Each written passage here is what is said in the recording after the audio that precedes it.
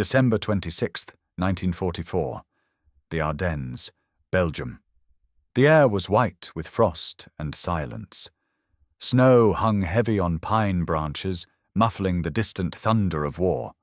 Through the forest road east of Bastogne, a column of German armor rolled forward, engines growling under the weight of steel and victory that had not yet come. Panthers and panzer fours, their black crosses barely visible beneath layers of frost, crept through the fog with the confidence of predators. Ahead of them, they believed, lay a beaten enemy, exhausted, undersupplied, cornered.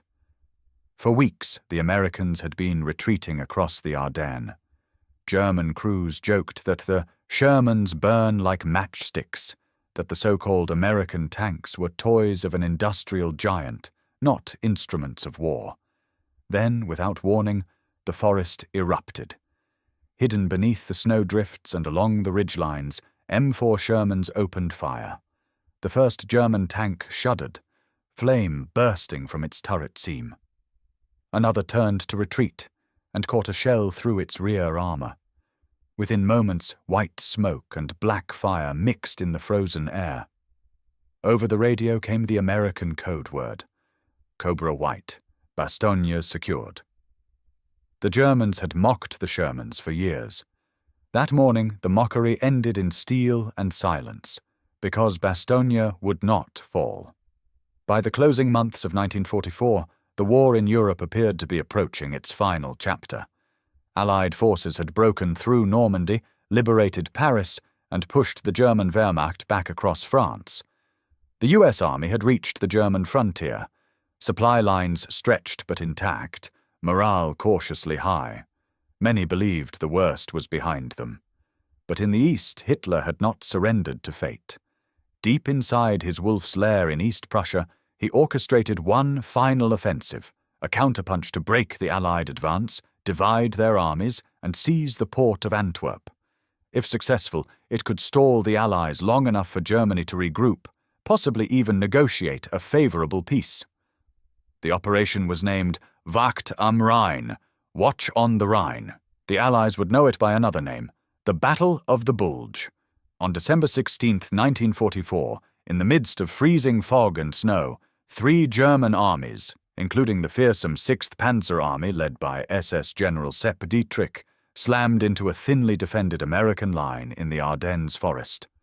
Over 200,000 German troops surged forward, supported by 1,000 tanks and assault guns.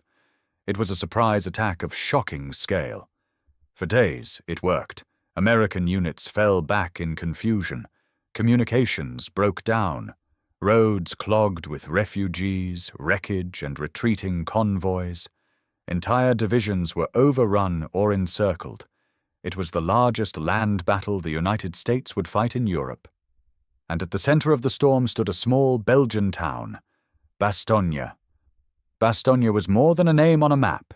It was the keystone of the German advance, a crossroads of 7 vital tourist highways that all movement through the Ardennes depended on. Without Bastogne, German armor couldn't spread west. The Americans knew it. So did the Germans. On December 19th, as the German spearhead punched westward, U.S. High Command dispatched the 101st Airborne Division to hold the town. They arrived just ahead of encirclement. Within 48 hours, Bastogne was surrounded by enemy forces. 7 German divisions in all, including panzer units and elite SS troops. Roads were cut, weather-grounded air support, ammunition and fuel dwindled. Yet the 101st held. German tank commanders entered the Ardennes campaign with swagger. They had faced American Shermans before, in North Africa, in Normandy, and now again. In every battle, they believed their armor was superior. On paper, they weren't wrong. The Panther, Panzer IV, and Tiger the air tank boasted heavier armor, larger main guns, and longer effective range. The Panther's 75mm high-velocity cannon could pierce a Sherman from 2,000 meters. The Sherman's 75mm gun, by contrast, struggled against the Panther's sloped frontal armor. German tank crews referred to Shermans as Tommy Cookers, a cruel nickname derived from their reputation for catching fire when hit. They mocked the American tanks for being tall, underpowered, and vulnerable. And in isolated tank duels, those flaws were real. But in the Ardennes, something else was happening. Something the Germans didn't yet understand. The Americans were no longer just reacting. They were adapting. And behind the snow-covered hills outside Bastogne, the Sherman wasn't alone. As German columns encircled Bastogne, the town became a frozen island of resistance. The 101st Airborne Division, hastily trucked in from the north, dug defensive positions in the surrounding woods and frozen fields. They brought rifles, machine guns, bazookas, but little else. There were no heavy tanks inside the town. Ammunition was low, medical supplies scarce. The skies remained overcast, grounding Allied aircraft. Resupply was impossible. The temperature dropped below zero. Yet the Americans held. German commanders demanded surrender. Brigadier General Anthony McAuliffe, the acting division commander, gave a one-word reply that would become legend. Nuts! The siege would continue. Outside the perimeter, chaos reigned. U.S. armored divisions scrambled to regroup. Roads were blocked. Fuel was limited. The only viable option for rescue came from the south, through twisting, icy roads under German observation. Enter General George S. Patton.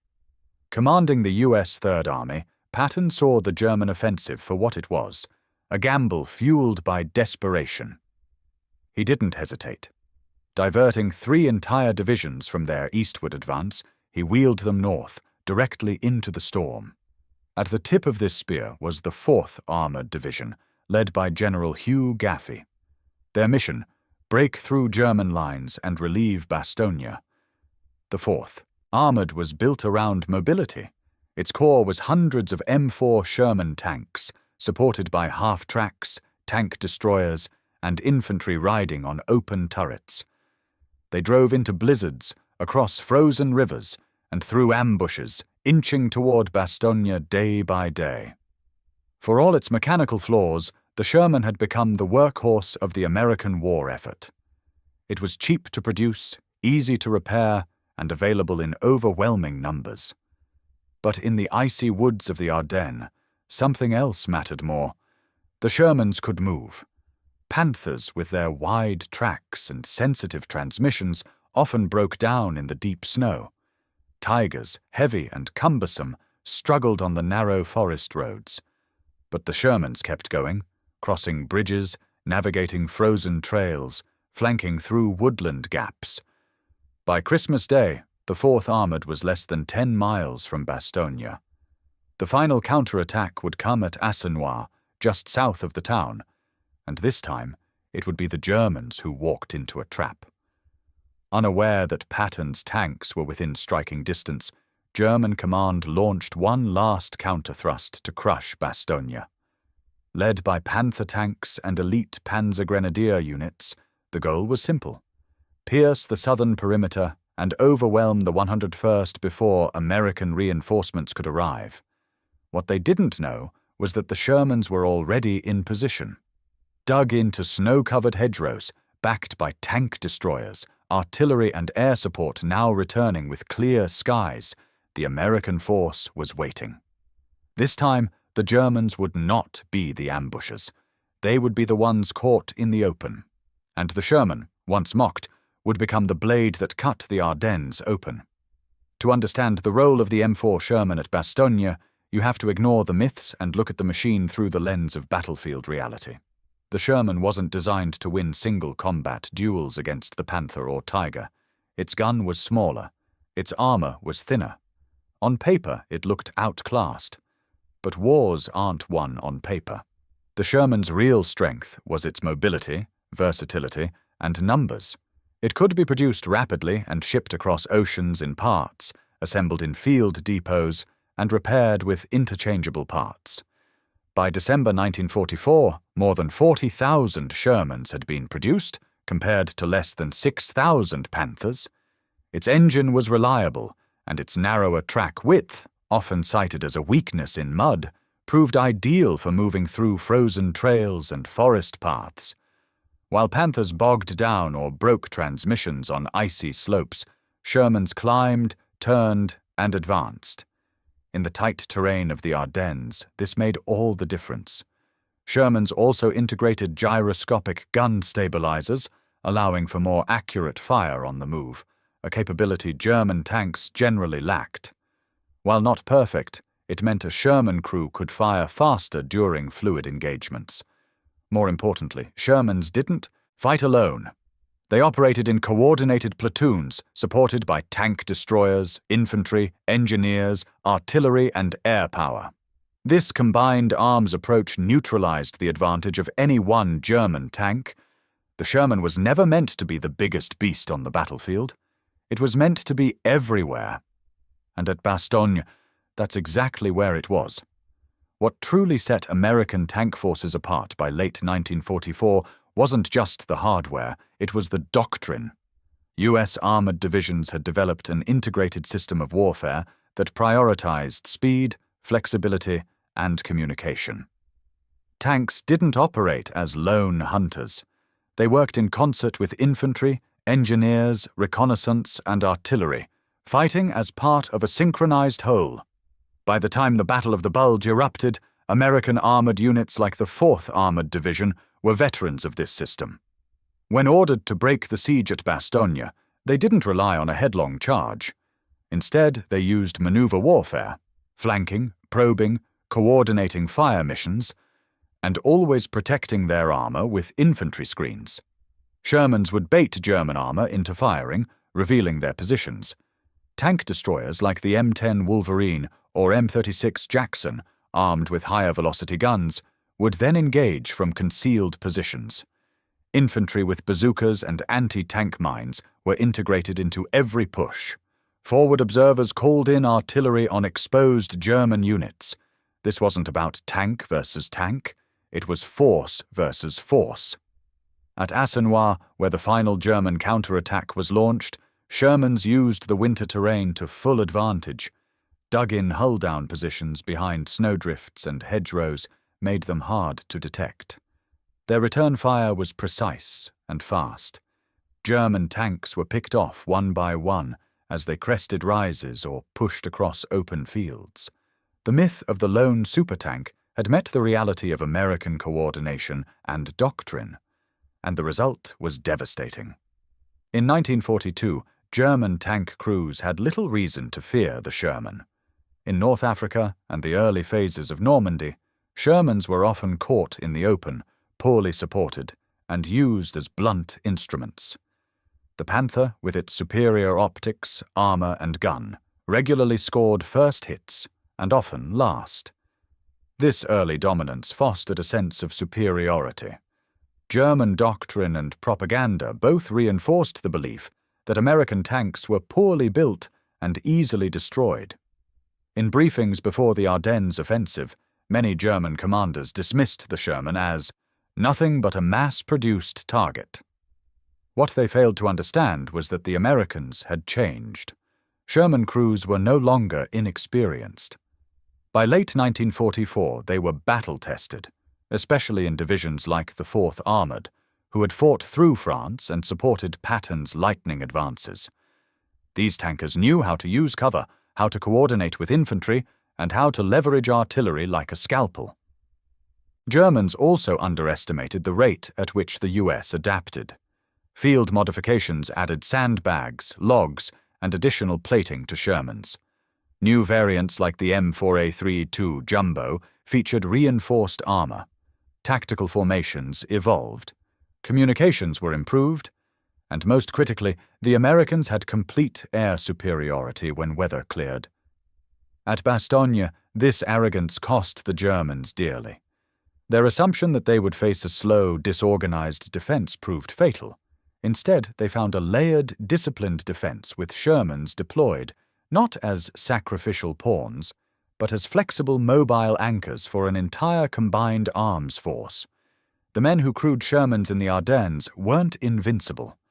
They knew their tank had flaws. They joked grimly about riding in a Ronson, after the cigarette lighter brand, because of the Sherman's early tendency to burn when hit. but they also knew their machine could move, fight, and adapt. Inside the cramped, cold interiors, tank commanders peered through frosted periscopes, scanning white horizons. Loaders worked tirelessly in gloves and wool, shells clinking in the dark. Gunners adjusted traverse wheels by hand, aligning their sights as targets emerged through snow flurries. Drivers navigated through tree lines and frozen streams, never knowing if a mine or panzer lurked ahead. These men fought not for conquest, but for survival, for the comrades encircled in Bastogne. Many had never fought in snow before. Some had never fired their guns in combat. But on December 26th, when the final push came, they stood firm. When German tanks appeared across the fields near Assenois, these Sherman crews didn't retreat. They opened fire, held their ground, and advanced behind walls of smoke and steel. To them, the Sherman wasn't inferior. It was home. And in that moment, cold, buried, shaking, it was the only thing between the enemy and the town they had sworn to reach. December 26, 1944, the last German counterattack begins. At dawn, the fog clung low to the frozen fields near Assenois, a small village south of Bastogne. German units from the 15th Panzer Grenadier Division, supported by elements of the Panzer Lehr Division, were preparing their final strike. The objective was clear: penetrate American lines and shatter the southern defenses before relief could arrive. They didn't know the relief was already there. On the ridge beyond the woods, hidden behind frozen hedgerows, Sherman tanks of the 37th Tank Battalion, part of Patton's 4th Armored Division, had dug in. Snow piled along their hulls. Engines ran low to prevent freezing. Crews peered through scopes. Bazooka teams lay prone beside frozen fence lines. Artillery coordinates were already registered. The trap was set. At 08:30 the German column moved. Panthers and Panzer IVs led the assault, infantry following in half-tracks and on foot. They rolled through the snow with practiced silence. No resistance in sight. No gunfire, just frost, pine, and silence. Then everything exploded. Shermans opened fire in volleys, first from the flanks, then from the rear. High-velocity shells slammed into German lead tanks, penetrating side armor at close range. The first Panther burst into flames. Its commander scrambled from the turret, only to fall to machine gun fire. Behind it, another tank reversed, confused, and struck a mine buried beneath the snow.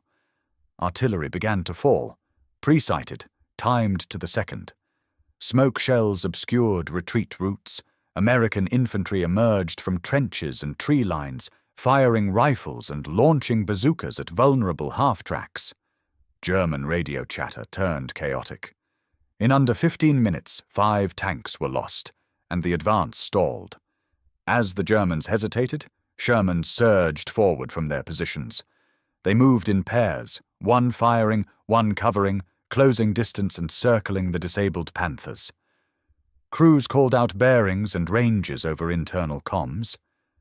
Dust and snow kicked into the air as 75mm shells struck steel and trees. One Sherman, using a narrow sunken road, flanked the lead German vehicle and fired point-blank into its side, the shell hitting just beneath the turret. The explosion lifted the Panther's hull and blew the turret clean off. Infantry accompanying the German armor were caught in open ground. American .30 caliber fire swept the snow-covered fields. Bazooka teams hit remaining vehicles. By 09:15, the German counterattack had fully collapsed. The road to Bastogne was open, and the Shermans were already on it. The road to Bastogne opens, and the last German assault dies in the snow. As smoke curled skyward and German units began to retreat in disarray, the Shermans pressed the advantage. Infantry from the 53rd Armored Infantry Battalion moved in behind the tanks, clearing out pockets of resistance, taking prisoners, and rendering enemy vehicles inoperable with explosive charges. The fields near Assenois were strewn with wrecks.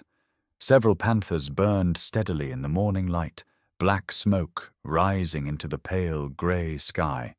Frozen bodies dotted the tree lines, and discarded weapons were half buried in the snow. German medics scrambled to tend to the wounded, but American mortar teams were already walking fire into the reverse slopes where they'd retreated. By mid-morning, the 4th Armoured's column was less than 3 miles from Bastogne's outskirts, and inside the encircled town, American paratroopers were still holding. At approximately 16:45 on December 26th, a lead Sherman from Company C, 37th Tank Battalion, rolled up the last snow-covered road into Bastogne. Its commander, Sergeant James Hendricks, leaned out of the turret and was met by a stunned sentry from the 326th Engineer Battalion, who stared through disbelief at the rumbling line of armour behind him. The siege had been broken. Cheers erupted across the American lines. For days, the 101st had endured artillery, tank attacks, and starvation. Now the sight of Shermans rolling through their snow-choked roads meant one thing: they had held, and help had arrived. From Patton's headquarters to McAuliffe's battered command post in Bastogne, the message spread quickly. The road was open. But for the Germans, it was more than a tactical failure. It was the final unravelling of an offensive they could never afford to lose. German attempts to recapture the initiative in the days that followed were brief and increasingly disorganized. Fuel shortages, relentless Allied airstrikes, and the loss of key armor meant the Wehrmacht could no longer sustain pressure in the west. Panzer divisions, once feared and dominant, were now in retreat, hunted by Allied air power and outmaneuvered by faster, more coordinated American forces. Bastogne became the symbol of a turning point, the moment when Hitler's last gamble collapsed beneath the weight of American resolve. And at the heart of that defense, from the forests of Assenois to the gates of Bastogne, was the tank that had once been laughed at. The M4 Sherman, no longer mocked, no longer underestimated. It had earned its place, in snow, in steel, and in history. The failure of the German counterattack at Bastogne marked more than just the end of a single battle. It signaled the collapse of Hitler's last major offensive on the Western Front.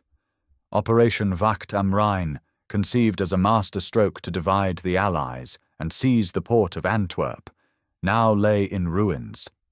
By January 1945, the salient created by the German advance, the bulge in Allied lines, had been crushed from both north and south. American and British forces, once caught off guard, had regrouped, rearmed, and pushed the enemy back across the same blood-stained ground they had lost weeks earlier. German losses were staggering. Over 100,000 men were killed, wounded, or captured. They lost more than 600 tanks and assault guns, along with thousands of vehicles and artillery pieces. Perhaps most critically, they expended precious fuel reserves that could never be replaced. The offensive had drained the Wehrmacht's last operational reserves and shattered several elite divisions.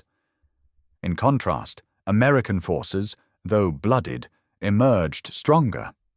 The 101st Airborne had endured a siege under horrific conditions and held. Patton's Third Army had demonstrated extraordinary maneuverability and command flexibility. And the M4 Sherman, which had once been seen as a logistical necessity rather than a tactical asset, had proven its worth in open battle and close-quarter fighting alike. Before Bastogne, the Sherman's reputation among American troops and foreign observers was mixed. Tank crews respected its reliability, but feared its vulnerability.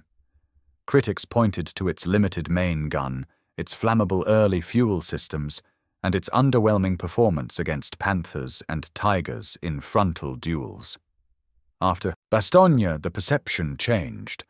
The battle proved that the Sherman's real power wasn't in any one component. It was in how it fit into the larger machine of American warfare. It could maneuver in rough terrain. It could be produced in numbers large enough to swarm enemy strong points, and it could be deployed with coordination, planning, and support. Its crews were no longer just operators, they were survivors, hunters, and tacticians. And in the snowy woods of Belgium, they had helped break one of the most dangerous offensives of the war. After the siege of Bastogne was broken, the psychological momentum of the war shifted decisively. The German command had believed the Ardennes offensive might fracture the Allied coalition, or at least delay the inevitable. Instead, it exposed the Wehrmacht's weaknesses to the world, an army running out of men, fuel, and time. Its elite units, once feared across Europe, had been ground down in a frozen graveyard of their own making. American forces, by contrast, emerged unified and battle-hardened. Within weeks of the failed counterattack, Allied armies were back on the offensive, pushing toward the Rhine. In March 1945, they would cross it. By May, the war in Europe would be over. But long before flags were raised and surrenders signed, Bastogne had already become a symbol, not just of victory, but of evolution. It proved that resilience and adaptation could overcome brute force, that a tank dismissed as weak, when paired with smart doctrine, brave crews, and a coordinated war machine, could turn the tide of battle. The Shermans at Bastogne didn't just hold the line, they shattered the last illusions of German dominance in the West.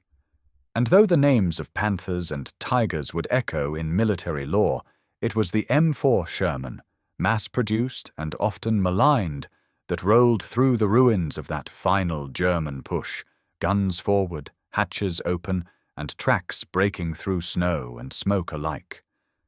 It didn't look impressive, until it moved. War has a way of exposing truth, not just in machines, but in men. The Germans believed the Sherman was a joke, an easy kill, a crude product of American industry, but they failed to see what it truly represented. Not arrogance, but adaptation. Not brute strength, but collective power. The Sherman wasn't meant to dominate in isolation. It was built to fit into something larger, a system of coordination, of speed, of combined fire and maneuver. And in that system, it thrived. At Bastogne, it wasn't the largest gun or the thickest armor that won the day. It was flexibility, communication, the will to move forward despite the snow, the cold, the odds. The Germans mocked American tanks as soft, but the Shermans that emerged from the forests of the Ardennes weren't soft. They were survivors. And more than that, they were instruments of an army that had learned, adjusted, and pushed back harder than ever. Bastogne was not the end of the war, but it was the end of the myth that American forces couldn't stand against Germany's best.